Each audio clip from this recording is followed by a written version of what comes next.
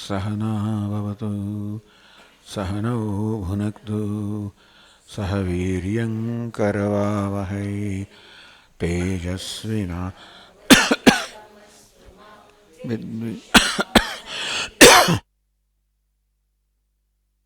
शान्तिः शान्तिः शान्तिः। ॐ पूर्णमदः पूर्णमिदं पूर्णात् पूर्णमुदच्यते पूर्णस्य पूर्णमादाय पूर्णमेवावशिष्यते। ॐ शान्तिः शान्तिः शान्तिः।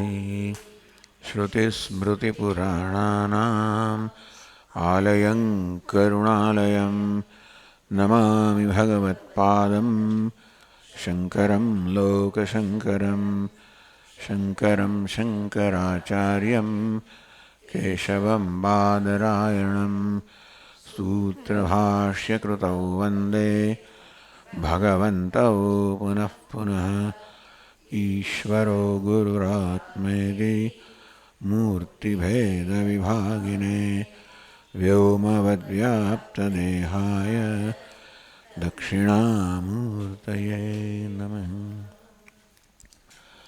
ॐ पार्थाय प्रतिबोधितां भगवता नारायणेन स्वयं व्यासेन ग्रथितां पुराणमुनिना मध्ये महाभारतम् अद्वैतामृतवर्षिणीं भगवतीम् अष्टादशाध्यायिनीम् अम्ब त्वामनुसन्दधामि भगवद्गीते भवद्वेषिणीम्।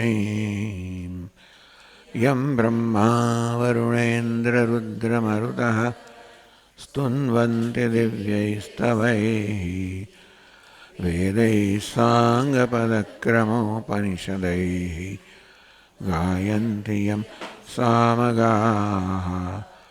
ध्यानावस्थिततद्गतेन मनसा पश्यन्ति यं योगिनः यस्यान्तन्न विदुःसुरगणाः देवाय तस्मै नमः।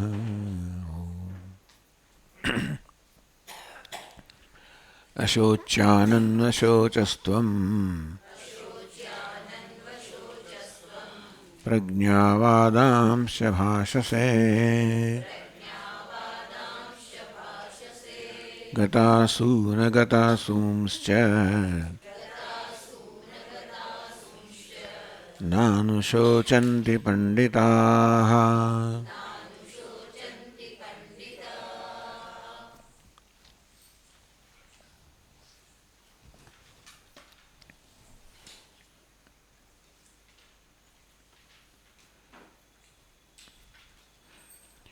भाष्यकार यहाँ कही रहे हैं कि लोकेस्मिन् द्विविधा निष्ठा पुरा प्रोक्ता मया नघ। ही अनघ है निष्पापजन में सृष्टिना प्रारंभમાં કે શાસ્ત્રના પ્રારંભમાં આ બે પ્રકારની નિષ્ઠાનો ઉપદેશ કર્યો છે. જ્ઞાનયોગેન સાંખ્યાનામ કર્મયોગેન યોગિનામ. સાંખ્યિક સંન્યાસીઓ માટે જ્ઞાનયોગ અને યોગીઓ માટે કર્મયોગ. આ બે તબક્કાની નિષ્ઠા છે, બે ભિન્ન નિષ્ઠાઓ નથી. પહેલા કર્મયોગ અને પછી જ્ઞાનયોગ. તયોશ્ચ સાંખ્યબુદ્ધ્યાશ્રયામ જ્ઞાનયોગે નિષ્ઠામ સાંખ્યાનામ વિભક્તામ વક્ષ્યતિ. એમાં જે સાંખ્ય એ સંન્યાસીઓ માટે જ્ઞાન નિષ્ઠા છે એ પછી કહેશે પુરા પ્રોક્તા મયાનઘ. મયા વેદાત્મના વેદના રૂપમાં મેં આ બે નિષ્ઠાઓનો ઉપદેશ કરેલો છે.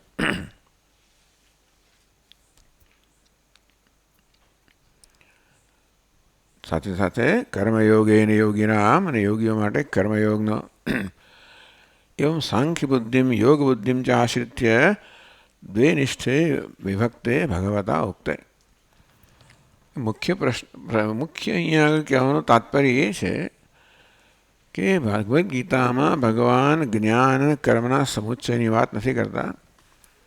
સમુચ્ચય એટલે સહ અનુષ્ઠાન. બ્રહ્મ જ્ઞાન પણ હોય, હું બ્રહ્મ છું એ પ્રકારનું જ્ઞાન પણ હોય. અને કર્મ એટલે મારે આ પ્રકારે કર્મ કરવું જોઈએ, એવું કર્તવ્યથી પ્રેરિત કર્મ હોય.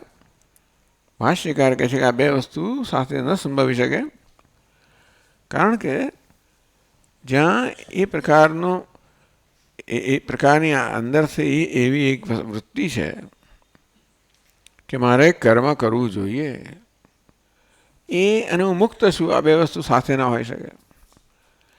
મારે કર્મ કરવું એમ એક ફરજ રહેલી છે, મારે કરવું પડે છે. કર્તવ્ય એટલે કરવું પડે. એ ફરજ હોય, પરતંત્રતા હોય એ, અને જ્ઞાન હું બ્રહ્મ છું, નિત્ય મુક્ત છું.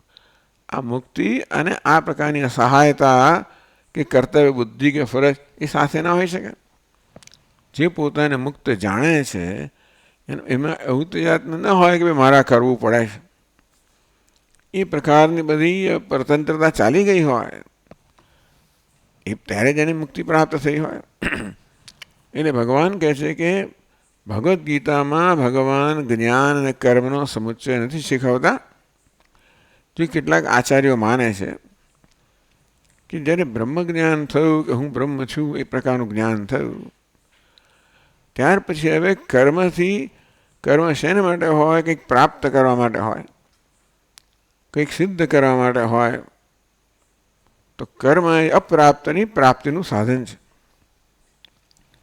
એટલે જ્ઞાન થાય ત્યારે મને બધું પ્રાપ્ત છે, હું નિત્ય પ્રાપ્ત છું, એમ એક સાથે બધી પ્રાપ્તિ થઈ ગઈ છે એવું, અને મારે કંઈક પ્રાપ્ત કરવાનું છે એવું, એ બે બુદ્ધિ કે બે પ્રકારની વૃત્તિ સાથે ન રહી શકે.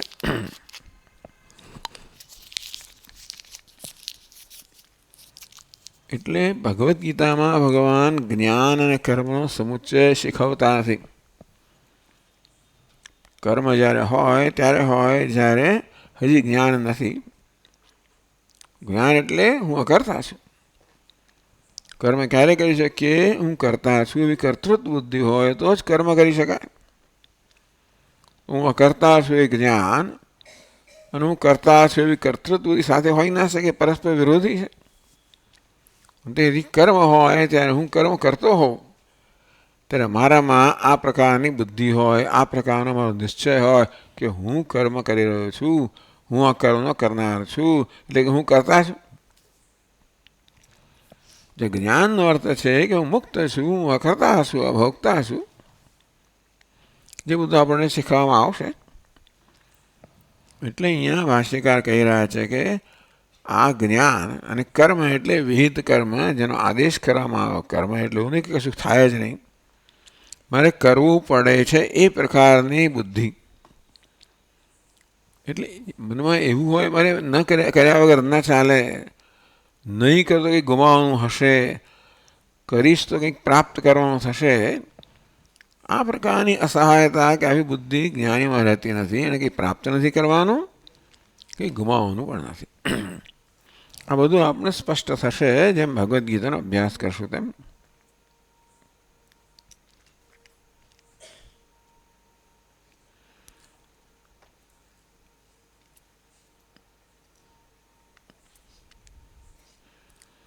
અહીં ભાષ્યકાર શતપથ બ્રાહ્મણની વાત કરે છે. બૃહદારણ્યક ઉપનિષદનો પૂરો ભાગ.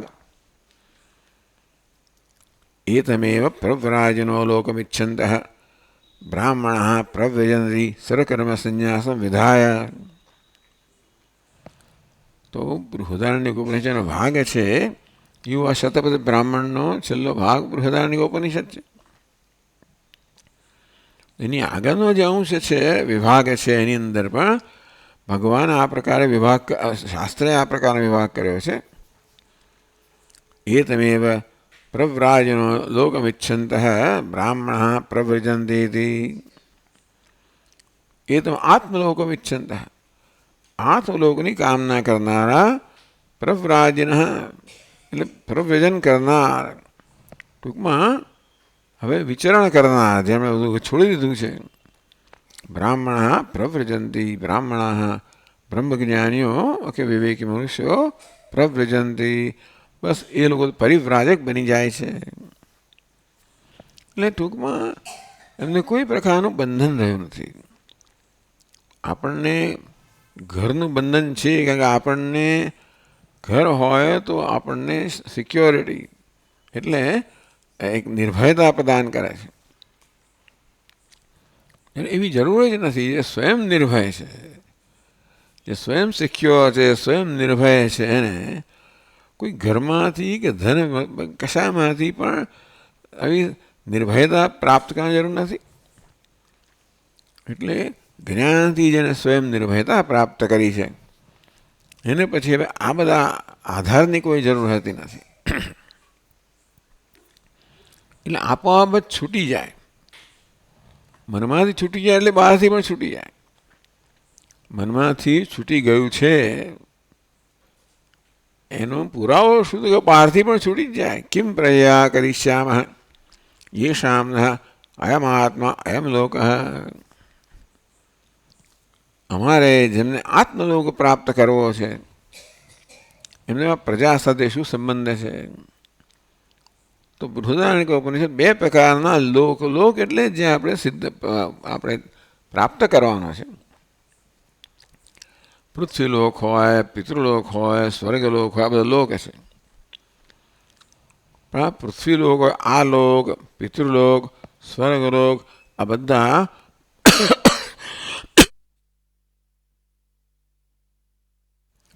મારા કરતાં ભિન્ન છે, અનાત્મા છે. એટલે બધું સ્વર્ગ સુધીના એ સિવાય બ્રહ્મલોક સુધીના બધા જ લોક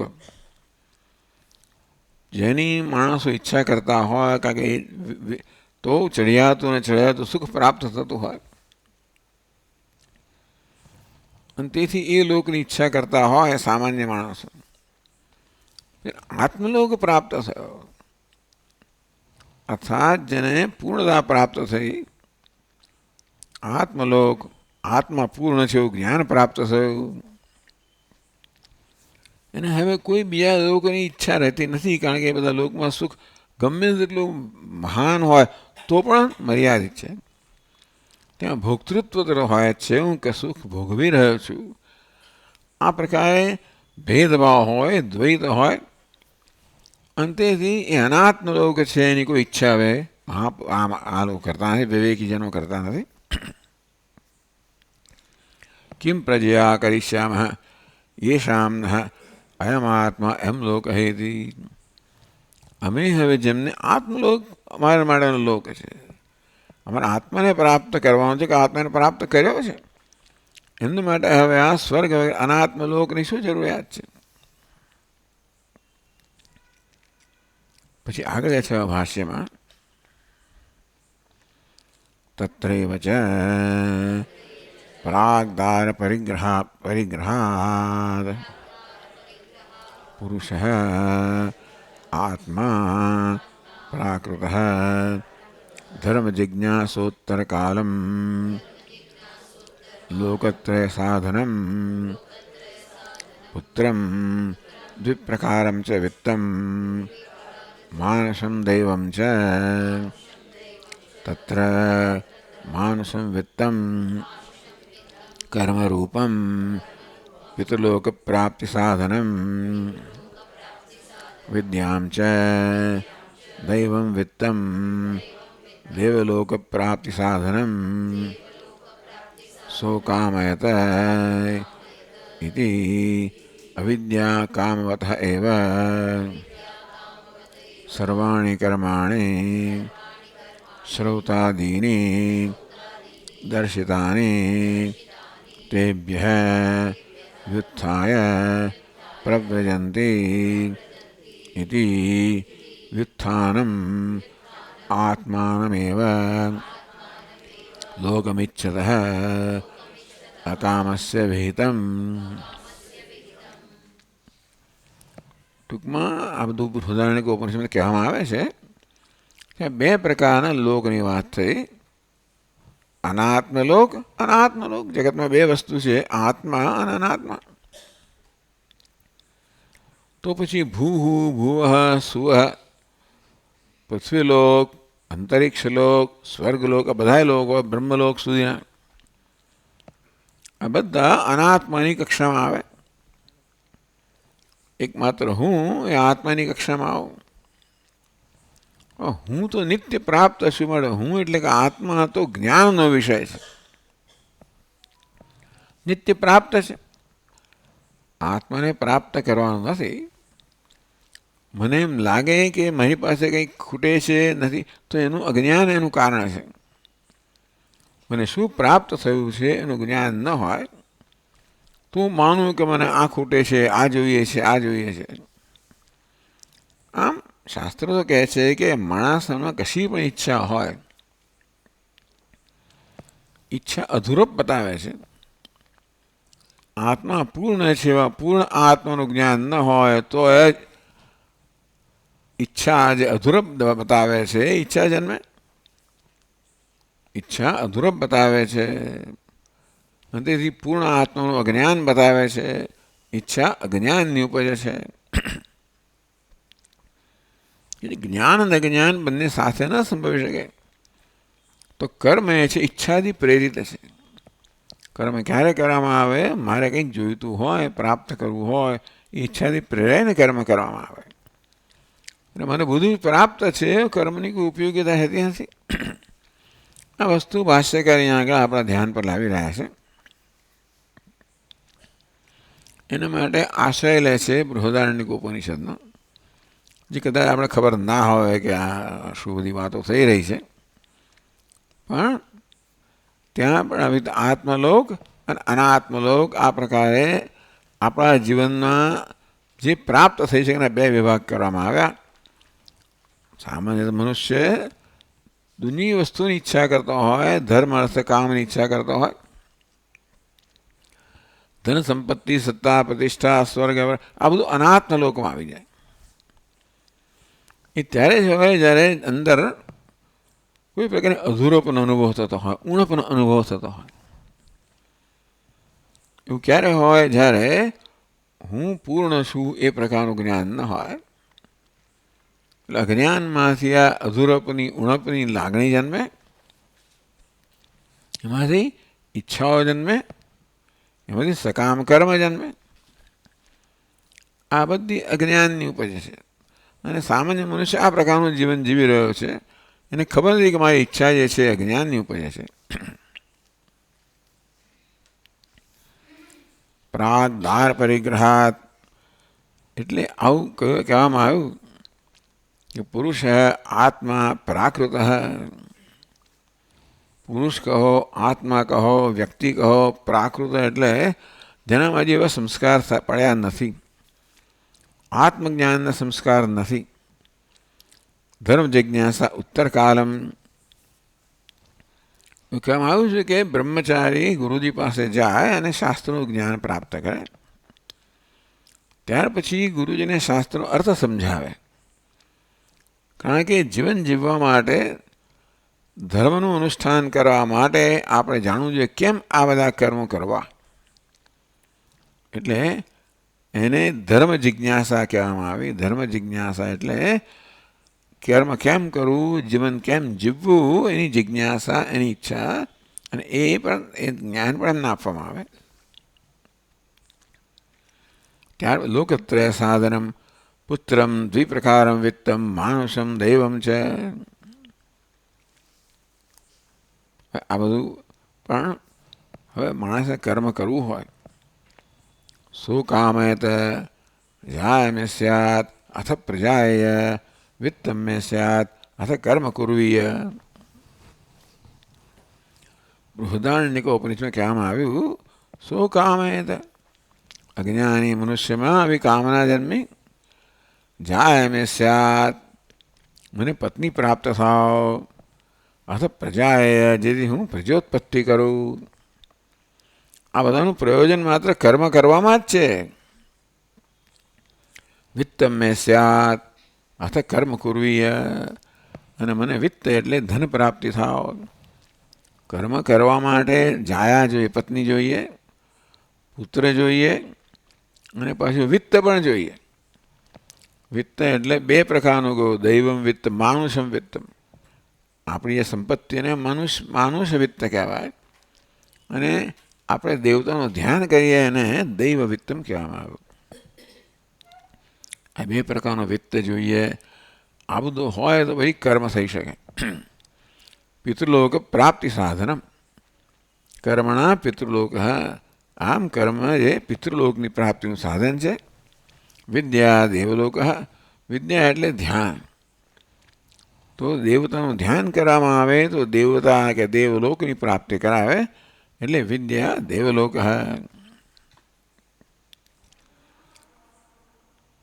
વિદ્યા કોને કહેવાય? દૈવમ વિત્તમ દેવલોક પ્રાપ્તિ સાધનમ. દેવલોકની પ્રાપ્તિનું સાધન છે દેવતાનું ધ્યાન. જેનું ધ્યાન કરીએ એની પ્રાપ્તિ થાય.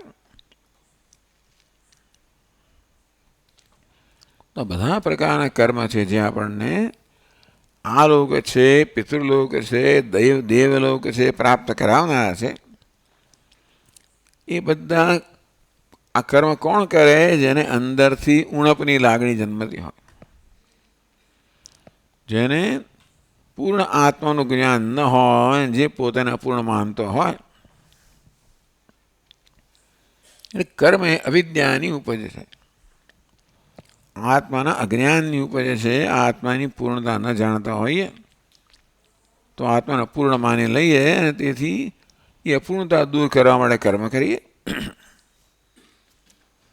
સો કામયત. આમ બધી જે કામનાઓ જન્મે એ અપૂર્ણતામાંથી જન્મે, જે આત્માના અજ્ઞાનમાંથી જન્મે. ઇતિ અવિદ્યા કામવત એવ સર્વાણી કર્માણી શ્રૌતાદીની દર્શિતાની. અવિદ્યા કામ કર્મ આ પ્રકારનો ક્રમ બતાવવામાં આવ્યો છે. અવિદ્યા એટલે આત્માનું જ્ઞાન. અજ્ઞાનને કારણે હું અપૂર્ણ છું એ પ્રકારનો ભ્રમ જન્મે. એમાંથી પછી પૂર્ણ થવાની ઈચ્છા જન્મે, એટલે ઈચ્છા જન્મે, એમાંથી કર્મ જન્મે. અવિદ્યા કામ કર્મ. અવિદ્યા આત્માનું અજ્ઞાન, એમાંથી જન્મેલો ભ્રમ, હું અપૂર્ણ છું. એમાં જન્મે કામના પૂર્ણ થવાની, એ જન્મે કર્મ, વિવિધ પ્રકારના કર્મ.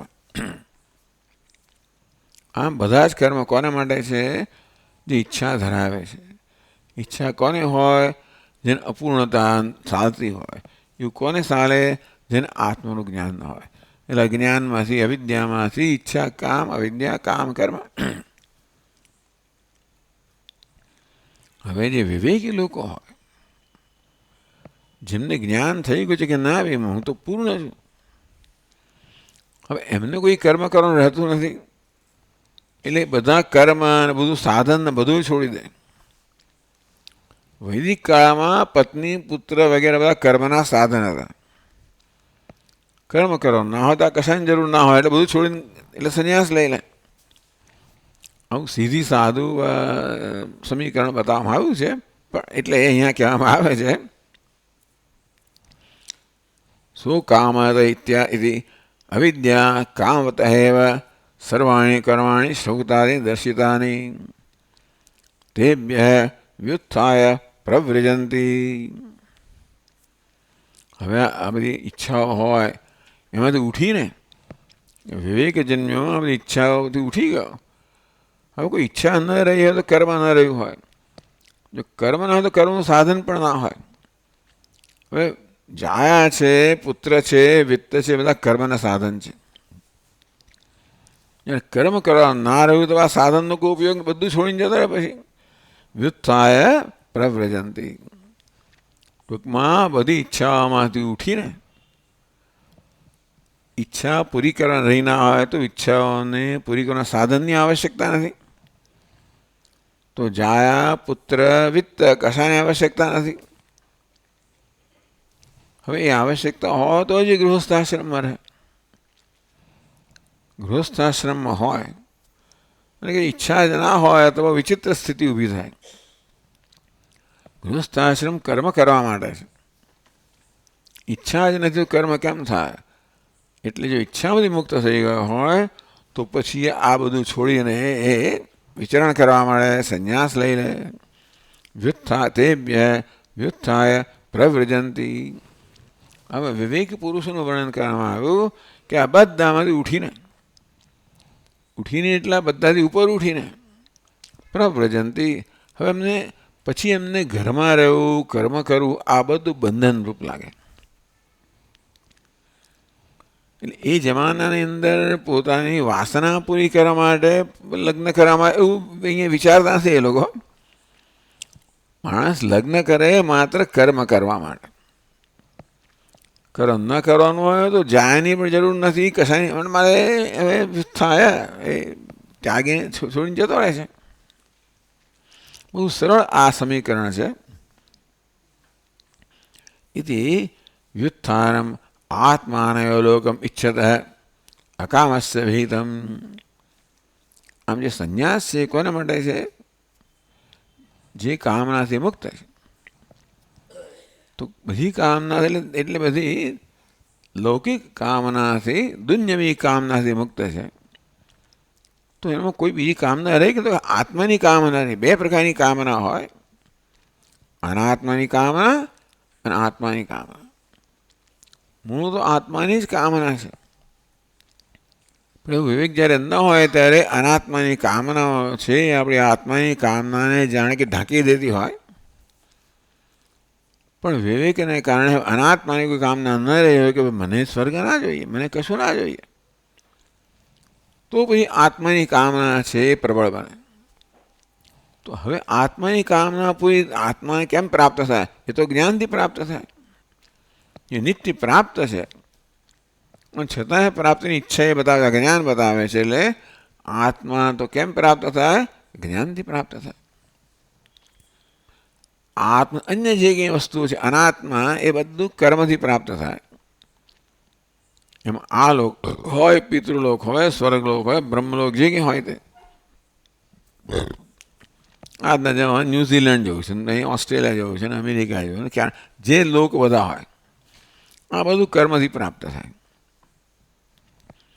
એનાથી પ્રાપ્ત થતી વસ્તુઓ તમને પ્રાપ્ત થઈ ગઈ હોય અંદરથી, તો પછી એ કોઈ ઈચ્છા રહે નહીં. અથવા વિવેક આપણામાં જન્મે કે આ બધી વસ્તુની પ્રાપ્તિની ઈચ્છા ખોટી છે.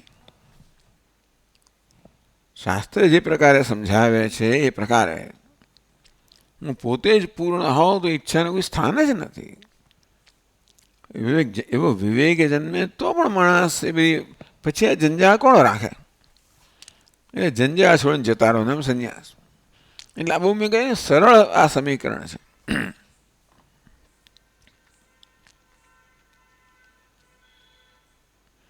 એટલે આ બધું શેના માટે કહેવામાં આવે છે? એટલા જ માટે કે જ્ઞાન કર્મ હોય ત્યારે જ્ઞાન હોય માટે કર્મ કરતો હોય, કારણ એના અપ્રાપ્તની પ્રાપ્તિ કરવાનું સાધન કર્મ છે અને પ્રાપ્તને જાણવાનું સાધન જ્ઞાન છે. એટલે એનામાં વિવેક જન્મ્યો કે ભાઈ આત્મા નિત્ય પ્રાપ્ત છે તો કર્મની કોઈ આવશ્યકતા રહે નહીં. તો કર્મ છોડી દે, તો કર્મના સાધન છોડી દે અને એટલે એ સંન્યાસ બનીને આત્મજ્ઞાનની સાધના કરે. ટૂંકમાં આ બધા ચર્ચાની પાછળ અત્યારે ભાષ્યકારનો પ્રયોજન એ છે કે જ્ઞાન અને કર્મ એક સાથે ન સંભવી શકે. કર્મ અજ્ઞાનની ઉપજે છે, જ્ઞાન જ્ઞાનની ઉપજે છે કે વિવેકની ઉપજ. કર્મ અવિવેકની ઉપજે છે, જ્ઞાન વિવેકની ઉપજે છે. વિવેક અવિવેક પરસ્પર વિરુદ્ધ છે, એક સાથે ન સંભવી શકે એક જ વ્યક્તિમાં. અંતેથી તેભ્ય વ્યુત્થાય પ્રવ્રજંતી.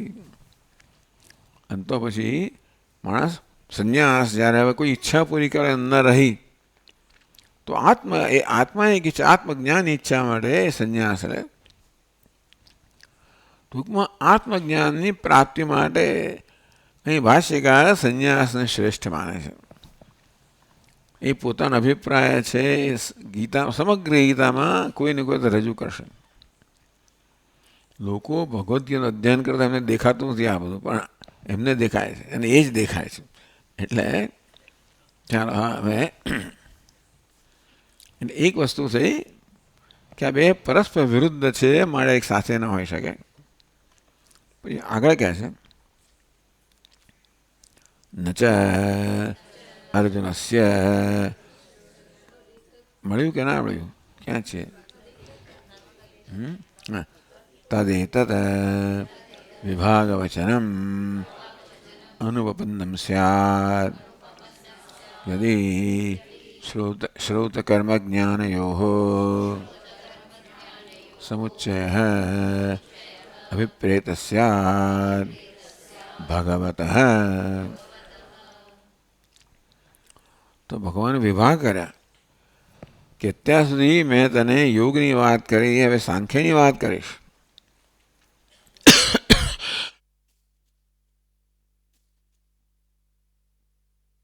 અથવા બીજા અધ્યાયમાં અત્યારે મેં સાંખ્યની વાત કરી, હવે યોગની વાત કરીશ.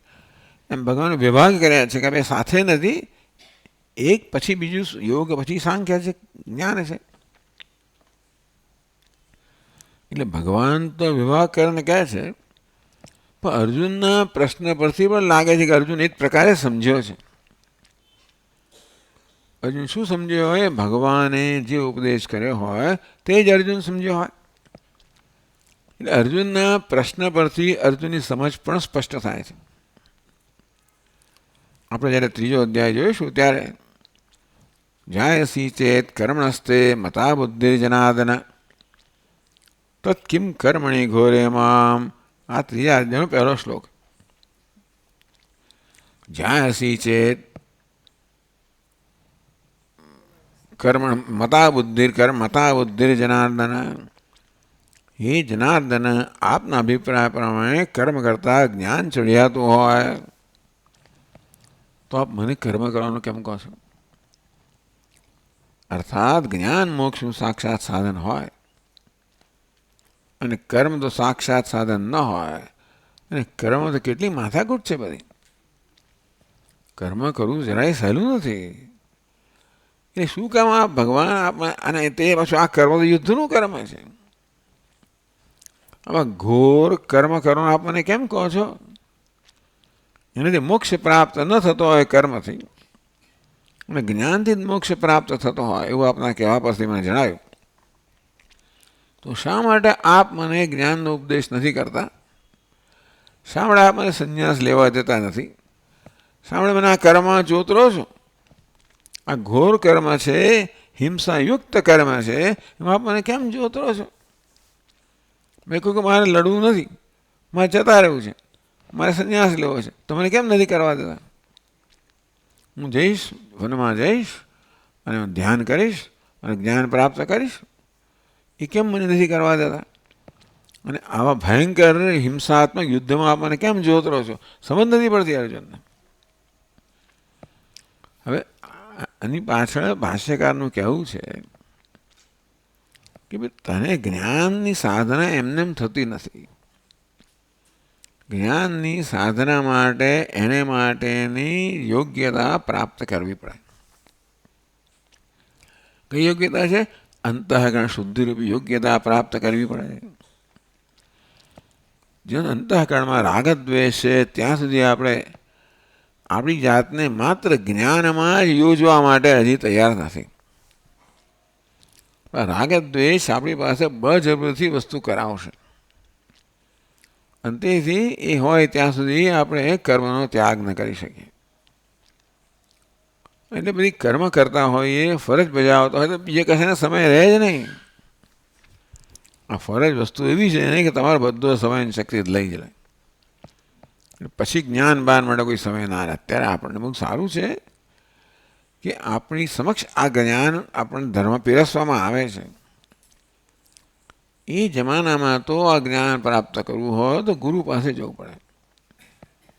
ગુરુઓ સામાન્ય રીતે વનમાં જ રહેતા હોય, એટલે જ તો આ છોડ્યા વગર તમે બે સાથે કરી જ ના શકો. એવું નથી કે હું ઘરે પણ રહું ને અહીંયા આવીને આ પ્રવચને સાંભળું, એવું એ વખતે શક્ય નહોતું. તમે ઘરે પણ રહો ને વનમાં જાઓ નહીં, ત્યાં જાઓ એટલે બધું છોડીને જ જવું પડે. ટૂંકમાં તમારે ઉપદેશ પ્રાપ્ત કરવો હોય તો ગુરુ પાસે જવું પડે. અને ગુરુ તો ક્યાં ને ક્યાંય નદી કિનારે હોય, પર્વતમાં હોય, વનમાં હોય. એટલે ઘર છોડ્યા વગર થાય નહીં. અને ઘર છોડાય નહીં. ઘર છોડવું એટલે તમે તમારી ફરજને છોડી ના શકો. એને માટે તમે વિધિપૂર્વક સંન્યાસ ધારણ કરો, જાહેર કરો કે અમે બધા કર્મનો ત્યાગ કર્યો છે, બધી ફરજનો ત્યાગ કરી રહ્યો છું, બધા હકનો પણ ત્યાગ કરી રહ્યો છું. અર્થાત મારે કોઈ માગણી નથી. પૃથ્વીલોકમાંથી, પિતૃલોકમાંથી, સ્વર્ગલોકમાંથી, કોઈ લોકમાંથી મારે કંઈ પણ માગણી નથી. હે દુનિયા, હવે તમે નચિંત રહો. હે દેવતાઓ, હે પિતૃઓ, હે મનુષ્યો, નચિંત રહો. કારણ કે હવે હું કોઈ માગણી કરવાનો નથી, હું કોઈ સ્પર્ધા કરવાનો નથી. એટલે મારાથી ડરવાની કોઈ જરૂર નથી. બધા નિર્ભયતા પ્રદાન કરે છે બધાને. સંન્યાસની એક મુખ્ય વસ્તુ એ છે કે નિર્ભયતા પ્રદાન કરવી. આવું શબ્દ પણ એટલે આ પ્રકારે સંન્યાસમાં આ વસ્તુ રહેલી છે. અને કોઈ પ્રકારની માગણી નથી, કોઈ પ્રકારનો હક નથી. સંન્યાસી મને આ જોઈએ ને મને આપવાના એનો હક જ નથી. કોઈ છોડી દીધું બધું. કે મને ફરજ છોડી દીધી માટે આ જોઈતું હોય તો આ કામ કરો ભાઈ. બે વસ્તુ એટલે બહુ સરળ સમીકરણ છે. કશું તમારે જોઈતું હોય, જરૂરિયાત હોય તો એના બદલામાં તમે આટલું કરો.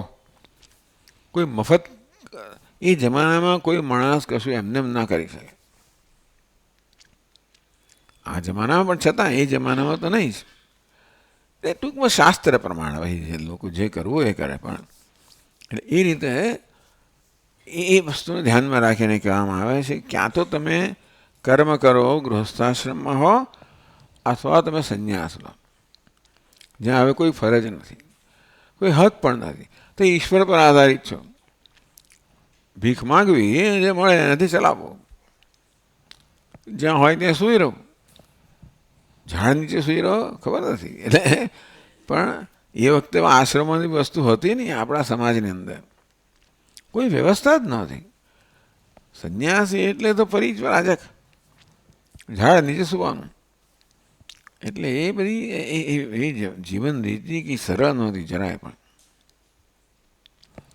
પેલું શું છે આપણા ભજ ગોવિંદમાં કયો શ્લોક છે? સુર મંદિર તરુ મૂળ નિવાસ શય્યા ભૂતલમ અજનમ વાસ સર પરિગ્રહ ભોગત્યાગ. સુર મંદિર તરુ મૂળ નિવાસ, એક મંદિરના વૃક્ષને નીચે નિવાસ. શય્યા ભૂતલમ, પૃથ્વી એની શૈયા છે. અજનમ વાસ, કંઈક ચર્મ મળ્યું હોય ને, કારણ કે મૃગ ચર્મ કશું, બસ એનું વસ્ત્ર છે. અને ભીખ માગીને ખાવું એનું ભોજનનું સાધન છે. આવી જાતનું એ પ્રકારની રીતે અથવા તો બધી ફરજ બજાવીને ઘરમાં રહો, બે પ્રકારની. એ દ્રષ્ટિએ આ બધી ચર્ચાઓ કરવામાં આવે છે. આમ વૈદિક કાળની અંદર કયા પ્રકારની સ્થિતિ હતી એ ધ્યાનમાં રાખીને આ ચર્ચા કરવામાં આવે છે. બધી જ વસ્તુ અત્યારના યુગની અંદર કદાચ બધી લાગુ ન પણ પડે.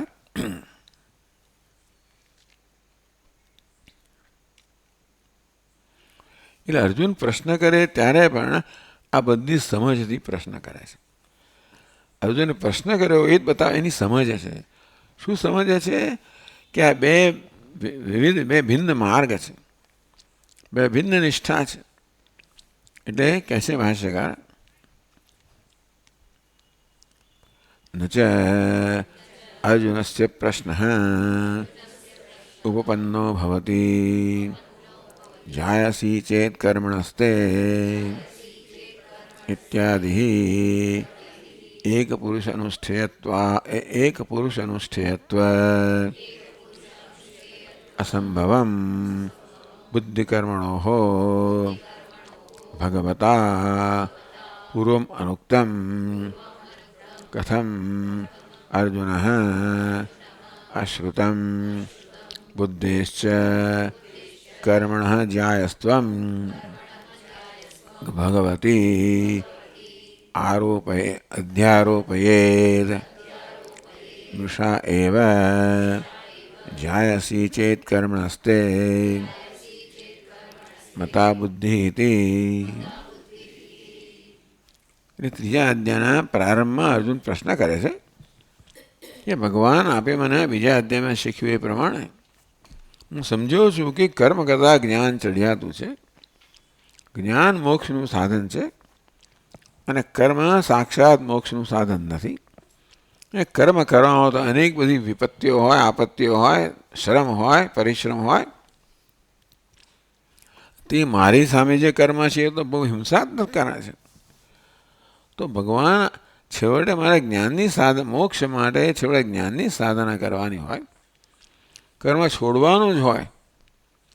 તો એ અત્યારે શું કામ ના છોડી દઉં? આપ મને કેમ કર્મ કરવાનું કહો છો? કર્મ છોડવાનું જે છે તો આપ મને કર્મ કહો છો કેમ? પ્રશ્ન છે. આ તો પેલા સાધુ જતા હતા, વિચરણ કરતા હતા. સાંજ પડે એટલે બધા એમનો જે વડો હશે એમણે બધાને કંઈ ને કંઈ સોંપ્યું કામ. તું જરા ગામમાં જા અને અન્નમાં લઈ આવવાનું, તું લોટ લઈ આવવાનું, તું પેલું લઈ આવવાનું, તું લાકડા લઈ આવ. અને તારું કામ છે કે ભાઈ ચૂલો ચેતાવો અને રસોઈ થઈ જાય એટલે પછી એને ઓલી નાખો. બધા પોતાનું કામ કરતા રહ્યા. આણે વિચાર્યું કે ઓલવવાનું ભાઈ ચેતવવો હોય શું કામ? ચલો ઓલવવો છે તો ચેતવવો શું કામ? એટલે ચેતવ્યો છે ને, એટલે ચેતવવાની જરૂર છે. એનું કામ પૂરું થયા પછી ઓલવવાનો હોય ને. અર્જુનને પણ એવું છે, કર્મનું કામ થયા પછી છોડવાનું હોય. પણ અર્જુન કહે છે કે કર્મ છોડવાનું જ હોય.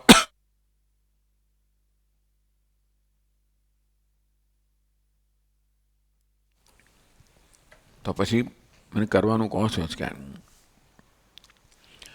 ભગવદ્ ગીતામાં મુખ્ય ઉપદેશ એ છે કે કર્મ કરવાને કારણે આપણને અંતઃકરણ શુદ્ધિ પ્રાપ્ત થાય, જ્ઞાનની યોગ્યતા પ્રાપ્ત થાય. અને કર્મે પોતાનું કામ પૂરું કર્યું, જેમ કે અગ્નિ પોતાનું કામ પૂરું કરે પછી ઓલવવાનો હોય, તેમ કર્મ જ્યારે પોતાનું કામ પૂરું કરે, આપણા મનને રાગદ્વેષથી મુક્ત કરે, આપણા મનમાં જિજ્ઞાસા તથા જ્ઞાનની ઈચ્છા જન્માવે, આપણને બીજો કોઈ રસ ના રહ્યો હોય, દુનિયામાં કોઈ રસ ના રહ્યો હોય. હવે ધર્મ, અર્થ, કામ કશી વસ્તુ આપણે માટે મહત્વની છે જ નહીં. એક મોક્ષ જ મહત્વનો હોય એવું હોય તો તમે કર્મ છોડો તો બરોબર છે. પણ આ વસ્તુ હજી અર્જુનને સ્પષ્ટ થઈ નથી. એ ભગવાન કર્મ છોડવાનું છે તો આ ઘોર કર્મ કરવાનું આપ મને કેમ કહો છો?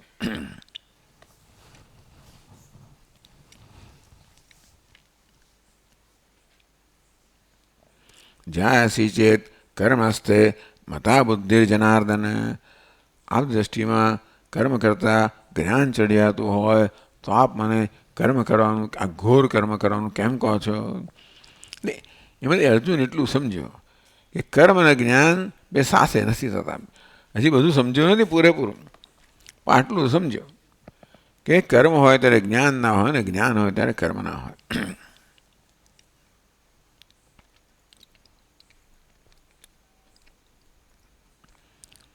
કિંચ યદિ બુદ્ધિકર્મણોઃ સર્વેષાં સમુચ્ચયઃ ઉક્ત સ્યાદ અર્જુનસ્યાપી સૂક્તેવૈતિ યચ્છ્રેય એતયોરેકં તન્મે બ્રૂહિ સુનિશ્ચિતમ ઇતિ કથમ ઉભયોઃ ઉપદેશે સતિ અન્યતર વિષય એવ પ્રશ્ન સ્યાદ.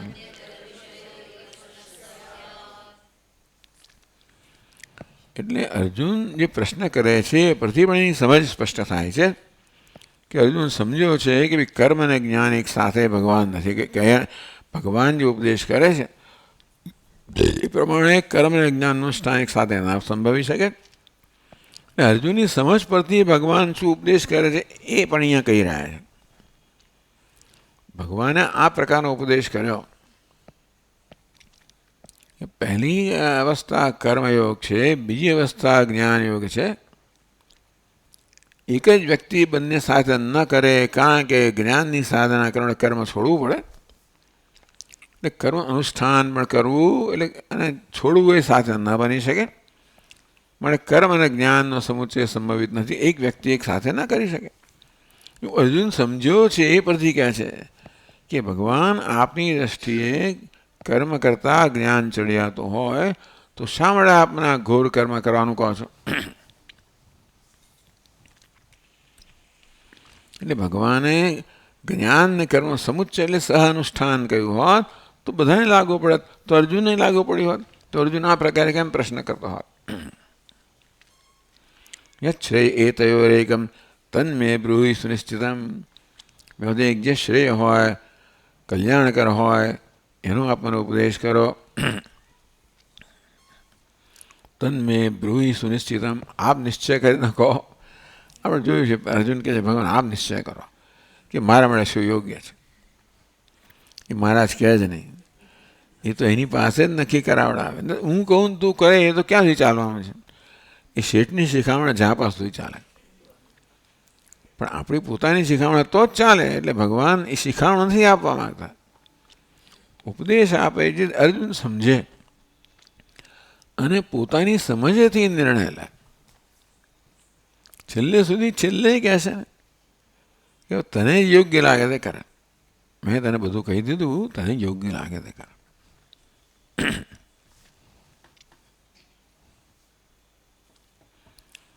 એનો અહીંયા આગળ દૃષ્ટાંત આપે છે. નહીં પિત્ત પ્રશમાસિન વૈદ્યેન મધુરમ શીતલમ ચ ભોક્તવ્યમ ઇતિ ઉપદિષ્ટે તયોઃ અન્યતરત પિત્તશમન કારણમ બ્રૂહિ ઇતિ પ્રશ્નો ભવતિ. પિત્ત પ્રશમાસિન, પિત્ત થયું હોય એટલે માથું દુખતું હોય કે ભાઈ પેટની અંદર આપણે તરત બળતરા વગેરે થતી હોય, એટલે પિત્તના પ્રશમન માટે મધુરમ શીતલમ, એટલે આપણને કે આઈસ્ક્રીમ ખાઓ, જૂના જમાનામાં ઠંડુ દૂધ પીઓ, એ પ્રકારે ઉપદેશ વૈદ્ય એવું કે એ કહ્યું કે ભાઈ પિત્ત વૈદ્ય મધુરમ શીતલમ છે ભોક્તવ્યમ, તને પિત્ત થયું છે, ઓડકારો આવે છે, માથું દુખે છે, અને માટે તારે મધુર અને શીતળ, આઈસ્ક્રીમ એ જમાનામાં નહીં પણ મધુર અને શીતળ દૂધ સારામાં સારી વસ્તુ છે. ભોક્તવ્યમ ઇતિ ઉપદિષ્ટે, આવું કહેવામાં આવ્યા પછી તો પછી તયોઃ અન્ય તરત પિત્ત શમન કારણ બ્રૂહિ, તો ભાઈ મારે શું આપ શું કહીએ, મને એ સિવાયનું મેં પિત્ત અને શમનનું કારણ કહો. આ બેમાંથી એ કયું લેવાનું? મધુર હોય કે શીતળ હોય, તયોઃ અન્ય તરત પિત્ત શમન કારણ બ્રૂહિ, આ બે કરતાં જુદું મને પિત્ત શમનનું કારણ કહો, એવો પ્રશ્ન તો અનુચિત જ છે ને. તેમ ભગવાને સ્પષ્ટ કહ્યા પછી પાછો અર્જુન પૂછે કે બેમાંથી એક મને કહો. મેં સ્પષ્ટ કહ્યું કે તારે યુદ્ધ કરવા માટે કર્મ કરવું જોઈએ, તારી ફરજ છે, માટે એ પૂરી થાય તો એવી પ્રકારની પરિપક્વતા પ્રાપ્ત કરે પછી સંન્યાસ. તો હવે અત્યારે મને કહો કે મારે કર્મ કરવું કે સંન્યાસ, એ બે એનો સાથે છે જ નહીં. અથ અર્જુનસ્ય ભગવદુક્ત વચનાર્થ વિવેક અવધારણ નિમિત્ત પ્રશ્ન કલ્પ્યેત. ચાલો ભાઈ, ભગવાને કોઈ અર્જુન સમજ્યો નથી. ભગવાને સ્પષ્ટ કહ્યું કે ક્યાં તો જ્ઞાન કે ક્યાં તો કર્મ. એટલે જ્ઞાનની યોગ્યતા પ્રાપ્ત ન થાય ત્યાં સુધી કર્મ કરવાનો એ જાતનો ભગવાનનો અભિપ્રાય છે. એટલે ભગવાને કર્મની અને જ્ઞાનની બે નિષ્ઠા વિભક્ત કરીને કહી છે. ચાલો તોય અર્જુન સમજ્યો ના હોય. એમ માનો કે અર્જુને પ્રશ્ન કર્યો કે મારે કર્મ કરવું કે પછી જ્ઞાનની સાધના કરવી, આપના અભિપ્રાય પ્રમાણે કર્મ કરતાં જ્ઞાન ચડિયાતું હોય તો મને આ ઘોર કર્મ કરવાનું કેમ કહો છો? એટલે એને એમ કે આ બે વિકલ્પ છે, ક્યાં તો કર્મ કરવું અથવા જ્ઞાનની સાધના કરવી. એટલે જો બંને મારી પાસે આ વિકલ્પ હોય તો શા માટે આપ મને કર્મ કરવાનું કહો છો? મોક્ષનું સાક્ષાત સાધન જ્ઞાન છે, તો એનું અનુષ્ઠાન કરવાનું કેમ નથી કહેતા? બે વિકલ્પ નથી. આ કેવો છે ક્રમ છે, કર્મ પછી જ્ઞાન પછી મોક્ષ એવું આવે. પણ અર્જુન હજી બરાબર સમજ્યું ન હોય તો કે આ બેમાંથી એક જો શક્ય હોય તો શા માટે આપ મને કર્મ કરવાનું કહો છો? આપ મને કેમ જ્ઞાનનો ઉપદેશ, જ્ઞાનની સાધના કરવાનો ઉપદેશ કેમ નથી કરતા?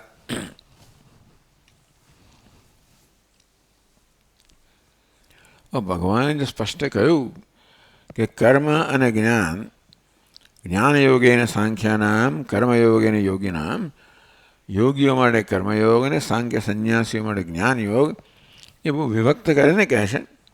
એ સાથે વિહિતા સાંખ્ય બુદ્ધિર્યોગે ત્વિમામ શૃણુ. સાંખ્યનો ઉપદેશ મેં તને કર્યો, હવે યોગનો ઉપદેશ સાંભળે. આ અધ્યાયની અંદર ભગવાન આવી રીતે વિભાગ કરીને જ કહે છે. અને તોય અર્જુન કદાચ ન સમજ્યો હોય. અથ અર્જુનસ્ય ભગદુક્ત વચનાર્થ વિવેક અનવધારણ નિમિત્ત પ્રશ્ન કલ્પ્યત. એ ભગવાને આ પ્રકારે બે વિભાગ સ્પષ્ટતાથી કહ્યા છે, છતાંય ધારો કે અર્જુન ના સમજ્યો હોય. અને તેથી કહેતો ભગવાન મારે હવે જ્ઞાનની સાધના કરવી કે આપ મને કર્મ કરવાનું કેમ કહો છો? તો કદાચ હોય. તથાપી ભગવતા પ્રશ્ન અનુરૂપમ પ્રતિવચનમ દેયમ મયા બુદ્ધિકર્મણો સમુચ્ચય ઉક્ત કિમર્થમ ઇત્થમ તમ ભ્રાંતોસી ઇતિ. કદાચ ભગવાને કહ્યું અર્જુન નાએ પણ સમજ્યો હોય અને એથી પૂછતો હોય કે ભગવાન કર્મ અને જ્ઞાન બેમાંથી મારે શું કરવાનું? તો મને આપ કર્મ કરવાનું કેમ કહો છો? હું જ્ઞાનની સાધના કેમ ના કરું? એટલે કદાચ અર્જુન એમ માનતો હોય કે કર્મથી અને જ્ઞાનથી બંનેથી મોક્ષ પ્રાપ્ત થાય. ધારો કે તો ભગવાન સ્પષ્ટતાથી કહે ને મેં ક્યાં બી બે સાથે કરવાનું કહ્યું જ છે. અને મારા કયા વગર તો કેવું સમજ્યો છું કે કર્મ અને જ્ઞાનનો સમુચ્ચય. ઇત્થમ ત્વમ ભ્રાંતોસી. જે વસ્તુ મેં કહી જ નથી એ તું કેમ સમજે છે? આવો ભ્રાંત કેમ છે? તારા ભ્રમ ક્યાંથી જન્મ્યો? અર્જુને જે પ્રશ્ન પૂછ્યો એ ભગવાનના ઉપદેશ કરતાં તદ્દન એને અનુરૂપ ના હોય તો ભગવાને કહે આવું કેમ પૂછે? તો સમજ્યો નથી? મેં કહ્યું આવું સ્પષ્ટ છે ને તોય હવે તો ભ્રાંત છે એટલે તું ભ્રમિત થઈ ગયો છે. તો ભગવાને ના કહ્યું એનો અર્થ એ છે કે અર્જુનનો પ્રશ્ન બરાબર છે અને તેથી ભગવાનનો તો ઉત્તર બરાબર હોય. અને તેથી અર્જુનના પ્રશ્ન પરથી પણ અર્જુન જે સમજ્યો છે એ આ જ છે કે ક્યાં તો કર્મ, હવે એ નથી સમજ્યો કે કર્મ અને જ્ઞાન બે તબક્કાઓ છે. હજી એના મનમાં એવું છે કે કર્મ અને જ્ઞાન બે વિકલ્પ છે. એટલે બે એક પણ કરાય તો મોક્ષ પ્રાપ્ત. હજી એ સમજ્યો નથી. એટલે કહે છે તો ભાઈ મને કેમ આપ જ્ઞાનનો ઉપદેશ કરતા નથી? કેમ આપ કર્મ કરવાનું કહો છો?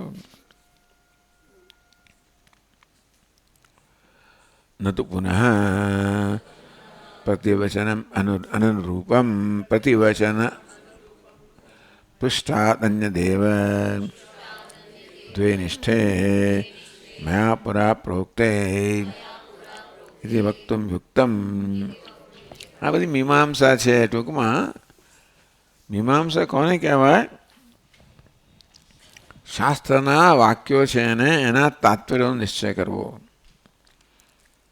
એટલે આ જોઈએ આપણે આગળ વધીએ જ નહીં કે આવું બધું આવવાનું હોય ભાષામાં તો કોણ આ સમજવાનું છે ને આપણે જરૂર શું છે આની? એટલે એવું તો માનશો નહીં કે કદાચ આ વસ્તુ ઉપયોગી ના જાણે આપણે સમજ ના આવે તો ભાષ્યકારે ચર્ચા હાથમાં લીધી એટલે એને વ્યવસ્થિત પૂરી કરવી જ પડે. એટલે આવું જ આવ્યા કરશે ને સમજ જ નહીં પડે એવું નથી.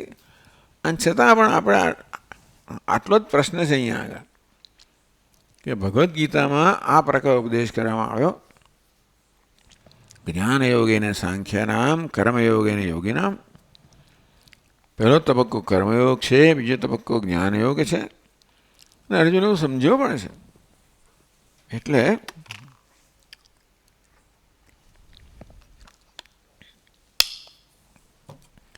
એના પ્રશ્ન પરથી પણ એની સમજ આ પ્રકારે સ્પષ્ટ થાય છે. અને ભગવાને અનુરૂપ એનો ઉત્તર પણ આપ્યો છે. તમે એવી કલ્પના કરો કે ભગવાન જ્ઞાન કર્મ બંને સાથે કરવાનું કહી રહ્યા છે. આ કોના તરફથી આ દલીલ થાય છે કે ભગવાન કે ગીતામાં જ્ઞાન કર્મનો સમુચ્ચય એટલે શું કે તમે જ્ઞાનની સાધના કરતા હોય ત્યારે પણ તમારું કર્તવ્ય કર્મ છોડાય નહીં. એવું માનનારા મીમાંસકો છે કે તમે ક્યારેય પણ વેદમાં જેનું વિધાન કે આદેશ કરવામાં આવ્યો એવું કર્તવ્ય કર્મ આખી જિંદગી છોડી ના શકો. તો એ સંન્યાસ નામની વસ્તુ છે જ નહીં એવું મીમાંસકો માને છે.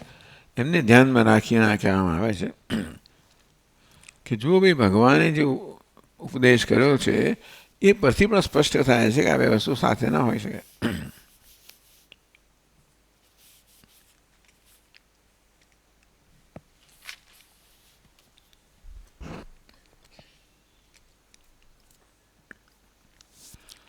નાપી સ્માર્તેનૈવ કર્મણા બુદ્ધેઃ સમુચ્ચયે અભિપ્રેતે વિભાગવચનાદિ સર્વમ ઉપપન્નમ કિંચ ક્ષત્રિયસ્ય યુદ્ધમ સ્માર્તમ કર્મ સ્વધર્મમ ઇતિ જાનતઃ તત્કિમ કર્મણિ ઘોરે મામ નિયોજયસી ઇતિ ઉપાલંબઃ અનુપન્નઃ. એટલે ભગવાને ખરેખર જ્ઞાન કર્મ યુદ્ધ પણ કરવાનું અને જ્ઞાનની સાધના કરવાની. અર્જુનના કિસ્સામાં આવું થાય. જો ભગવાને કહ્યું હોય તો ક્ષત્રિયોનો ધર્મ છે કે ભાઈ એના યુદ્ધ કરવું એને શ્રુતિમાં આ પ્રકાર કહેવામાં આવ્યું. અને એ અર્જુન જાણે છે કે હું ક્ષત્રિય છું માટે યુદ્ધ કરવો મારો ધર્મ છે. તો શા માટે ભગવાને કે ભગવાન આપ મને આવા ઘોર કરો કેમ જોતરો છો? એ જાણે છે કે મારો ધર્મ છે. એટલે ભગવાનને ઉપાલંબ ભગવાનને ઠપકો આપે છે અર્જુન જાણે કે આવું કેમ કરો છો ભગવાન? ક્ષત્રિય છું પણ બરાબર છે પણ મને મોક્ષ જોઈએ છે તો આપ મને કેમ કર્મ કરવાનું કહો છો અને ઘોર કર્મ કરવાનું કહો છો? મને જ્ઞાનનો ઉપદેશ કેમ નથી કરતા? એમ અર્જુન જાણે ઠપકો આપે છે ભગવાનને. એવું ન હોત જો અર્જુન આવું ન સમજ્યો હોત તો. અર્જુન સમજ્યો જ છે કે બંને સાથે ના થઈ શકે, એક જ થાય. જ્ઞાન ને કર્મ બંને એક જ વ્યક્તિ એક સાથે ન કરી શકે. તો ભગવાન મારે તો મોક્ષ જોઈએ છે અને આપના કહેવા ન્યાયસી છે તો જ્ઞાન જ કર્મ મોક્ષનું સાધન છે. તો આપ મને કેમ આ ઘોર કર્મ કરવાનું કહી રહ્યા છો? તસ્માદ ગીતાશાસ્ત્રસ્ય ઈશન્માત્રેણાપી શ્રૌતેન સ્માર્તેન વા કર્મણા આત્મજ્ઞાનસ્ય સમુચ્ચયઃ ન કેનચિત દર્શયિતુમ શક્યઃ. આ બધું કેમ કહેવામાં આવે છે? કારણ કે ભાષ્યકારની આગળના ટીકાકારોએ ગીતા શાસ્ત્રનો આવો અર્થ કર્યો છે. ગીતામાં ભગવાન કર્મ છોડવાનું નથી કહી રહ્યા. તો જ્ઞાનની સાધના કરો ત્યારે પણ તમારે કર્તવ્ય કર્મ કરવું જ જોઈએ. એમ ભગવાન જ્ઞાન કર્મ સમુચ્ચય એટલે સાથે અનુષ્ઠાન કરવાનું કહી રહ્યા છે. એવું ટીકાકારોએ કહ્યું. એને સંબોધીને ભાષ્યકાર કહે છે. આવું ન હોત તો બધી આ ચર્ચાની જરૂર નહોતી. પણ પછી બોધાયન કે બીજા બધા ટીકાકારોએ કહ્યું હોય કે જ્ઞાન કર્મ સમુચ્ચય છે એવું ભગવદ્ ગીતાનો ઉપદેશ છે. એ પ્રકારના સંસ્કાર લઈને આવેલા શ્રોતાઓ હોય અને પહેલાં એમના મનને સ્પષ્ટ કરવું જોઈએ કે તમારા મનમાં જે સમજ છે એ ખોટી છે એને દૂર કરો. અત્યારે આવી બીજા ટીકાકારોએ કે બીજા શાસ્ત્રકારોએ ઉપદેશકોએ આ પ્રકારે અર્થઘટન કર્યું કે ભગવદ્ ગીતામાં ભગવાન જ્ઞાન કર્મના સમુચ્ચયનો ઉપદેશ કરી રહ્યા છે. એટલે કે જ્ઞાનની સાધના કરો ત્યારે પણ તમારું કર્તવ્ય કર્મ કરવું જોઈએ એ ઉપદેશ ભગવાન કરે છે. એ પ્રકારના સંસ્કાર લઈને આવેલા શ્રોતાઓ સાથે જ્યારે ભાષ્યકાર વાત કરી રહ્યા હોય ત્યારે પહેલાં એમના મનમાંથી આ ગેરસમજ દૂર થવી જોઈએ કે ભાઈ ગીતામાં ભગવાન જ્ઞાન કર્મનો સમુચ્ચયનો ઉપદેશ કરી રહ્યા છે કે જ્ઞાનની સાધના કરો ત્યારે પણ તમારે કર્તવ્ય કર્મ કરવાનું જે ઉપદેશ કરી રહ્યા છે એ બરોબર નથી, ભાષ્યકાર કહે છે. એટલે એમના માટે સંન્યાસ એ લોકો માટે સંન્યાસ આવે જ નહીં. જો કર્મ કરવું હોય તો સંન્યાસ લઈ ના શકાય. ભાષ્યકાર કહી રહ્યા છે કે ભાઈ આ જ્ઞાન માટે તો સંન્યાસ જોઈએ.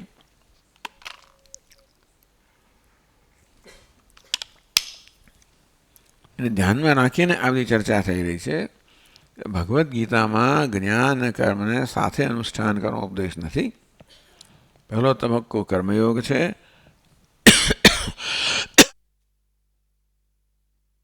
બીજો તબક્કો જ્ઞાન યોગ છે. અને તેથી અર્જુન એ સમજ્યો છે. અને મારાના પ્રશ્ન પરથી પણ એ જણાય છે કે એ સમજ્યો છે. અને તેથી ભગવદ્ ગીતામાં ભગવાન જ્ઞાન કર્મ સાથે કરવું, સમુચ્ચય કરવો એ ઉપદેશ કરતા હોય એવું અર્થઘટન ના કરી શકાય. એ વસ્તુ અહીં આગળ ચાલી રહી છે. આપણે આગળ જોઈશું. ઓમ પૂર્ણમદ પૂર્ણમિદમ પૂર્ણાત પૂર્ણમુદચ્યતે પૂર્ણસ્ય પૂર્ણમાદાય પૂર્ણમેવાવશિષ્યતે. ઓમ શાંતિ શાંતિ શાંતિ. શંકરમ શંકરાચાર્યમ કેશવમ બાદરાયણમ સૂત્રભાષ્યકૃતૌ વંદે ભગવन्तौ પુનઃ પુનઃ. ઈશ્વરો ગુરુરાત્મેતિ મૂર્તિભેદવિભાગિને વ્યોમવદ્વ્યાપ્તદેહાય દક્ષિણામૂર્તયે નમઃ. ઓમ શાંતિ શાંતિ શાંતિ. હરિ ઓમ. શ્રી ગુરુભ્યો નમઃ. હરિ ઓમ.